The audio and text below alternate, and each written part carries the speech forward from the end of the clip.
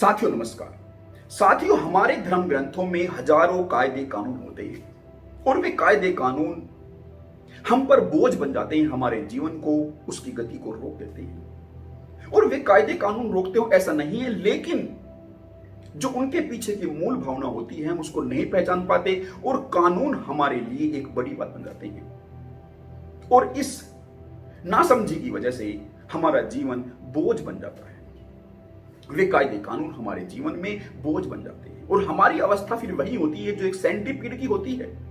साथियों, एक सेंटीपीड, एक शतपदी जिसके 100 पैर होते हैं, एक बार एक रास्ते से गुजर रहा होता है तो रास्ते में उसको एक चूहा मिलता है।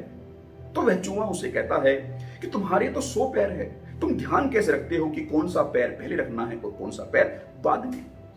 तो वह शतपदी भी उसकी बातों को सुनकर आश्चर्य में पड़ जाता है और वह कहता है कि हाँ, मैंने कभी पहले इसका ध्यान नहीं दिया, लेकिन अब तुमसे वादा करता हूं कि मैं अब अपने हर एक पैर का ध्यान रखूंगा, उसका हिसाब किताब रखूंगा कि कौन सा पहले रखना है और कौन सा बाद में। लेकिन साथियों, जैसे ही वह अपने पैरों का हिसाब लगाने लगता है तो उसकी जो गति है, उसकी जो चाल है, वह डगमगा जाती है, वह गिर जाता है, क्योंकि अब उसका जो ध्यान है जो अपने पैरों पर चला गया है। पहले वह क्या था कि सहज रूप से, सरल रूप से अपनी गति बनाए रखे हुए था, लेकिन अब अपने ध्यान को वह उधर डाइवर्ट कर देता है। उसका जो ध्यान है मोमेंटम पर नहीं बल्कि उनकी गिनती पर, उसके पैरों की गिनती पर चला जाता है, जिससे उसकी गति जो है वह लड़खड़ जाती है। इसी भांति से जब हम अपने धर्म ग्रंथों में जो नियम कायदे कानून होते हैं उनकी मूल भावना को न पहचान कर उन नियमों में उलझे रहते हैं तो वे नियम भी हमारे जीवन को उलझा देते हैं।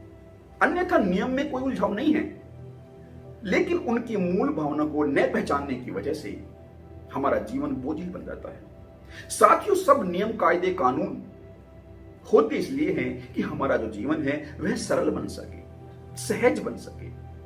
और जब हम अपने जीवन में कोई भी कर्म करते हैं, कोई भी काम करते हैं, जब वह होश पूर्वक, होश की अवस्था में होता है तो वह अपने आप में एक कायदा कानून बन जाता है। यही इन सब कायदे कानूनों की एक मूल भावना होती है। और जिसको ये कायदे कानून नहीं मानने होते वह तो इन नियमों को तरोड़ मरोड़ लेता है।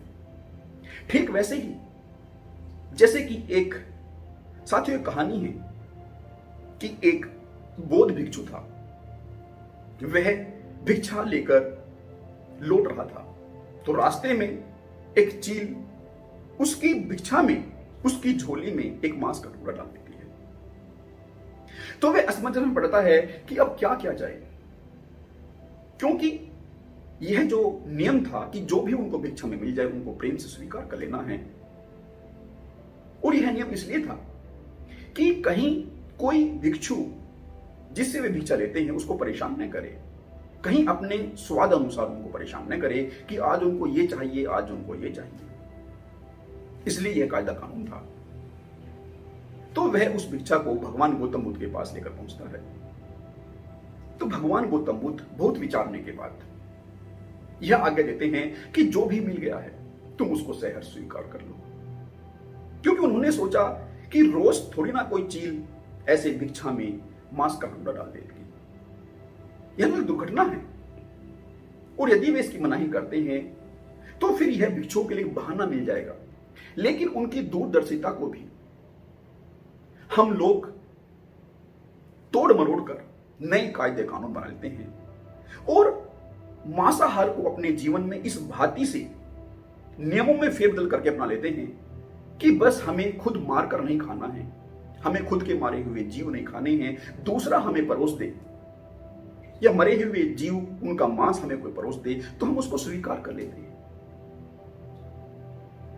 साथ ही ये बहुत बड़ी विडंबना है कि हम इनकी मूल भावनाओं को नहीं पहचान कर हम अपनी मनसा को इन नियम कायदे कानून पर थोप लेते हैं।